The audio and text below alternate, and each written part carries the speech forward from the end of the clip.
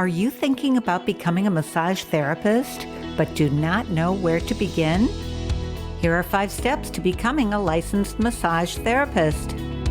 1. Massage therapists should complete a certificate or diploma degree program from an accredited massage school approved by the state.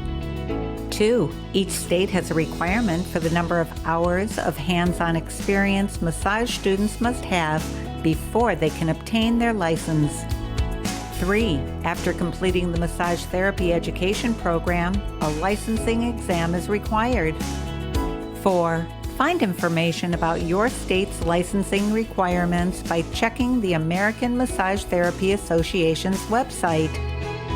5. As a massage therapist, you need liability insurance for massage therapy that protects you and your practice and covers everything you do.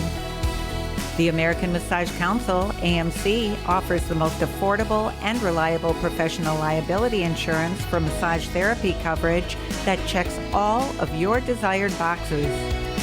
Having professional liability insurance for massage therapy with AMC will offer peace of mind that you will be protected in your day-to-day massage practice so you can do what you love, helping others. At the American Massage Council, we believe the more we help you, the more you will help others.